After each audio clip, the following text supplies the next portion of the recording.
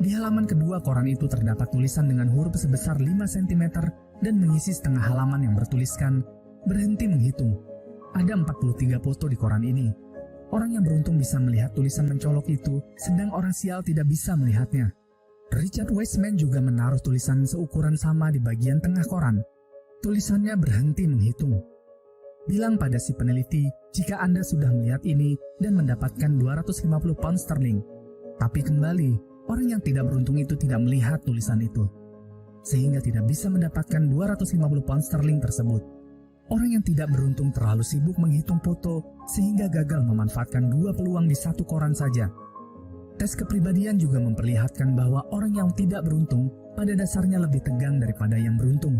Ketegangan ini membuat mereka tidak bisa menangkap hal-hal di luar dugaan yang kadang menguntungkan. Bagaimana ketegangan ini bisa membuat orang tidak bisa menangkap peluang?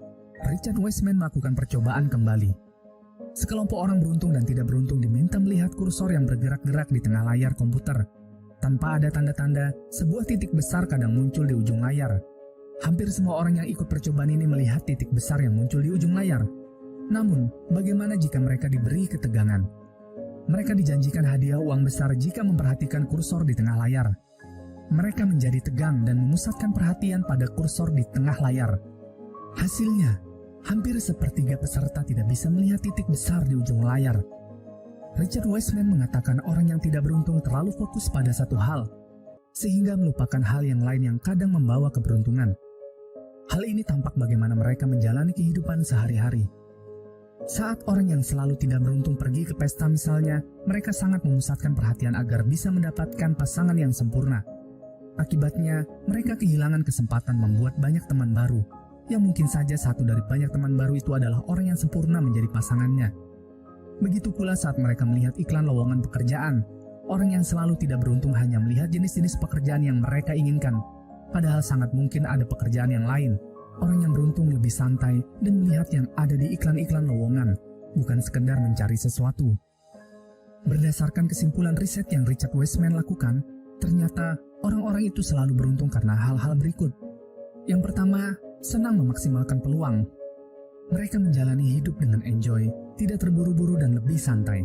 Mereka juga terbuka dengan hal-hal yang baru, senang bergaul, dan menciptakan serta memanfaatkan peluang yang ada menjadi karya nyata yang bisa memberi manfaat kepada banyak orang. Yang kedua, mendengarkan hati nurani.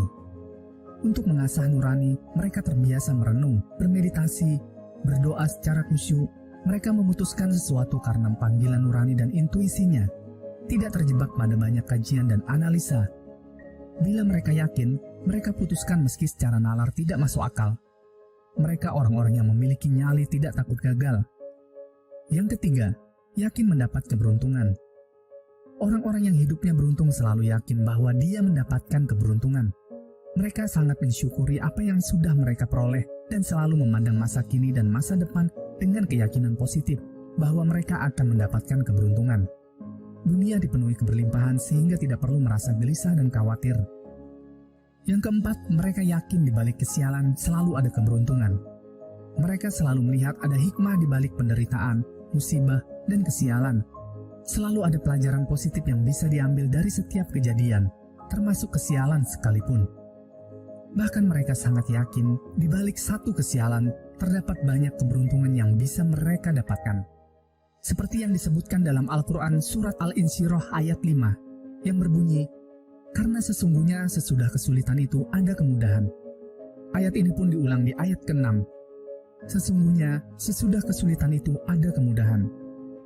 Menurut Profesor Quraisy Shihab ketika menafsirkan ayat ini, di balik setiap kesulitan yang kita hadapi minimal ada 2 kemudahan yang kita dapatkan. Mari kita terapkan kebiasaan orang-orang yang hidupnya dipenuhi dengan keberuntungan, disertai keyakinan bahwa Tuhan benar-benar menjadikan hidup kita dipenuhi keberuntungan.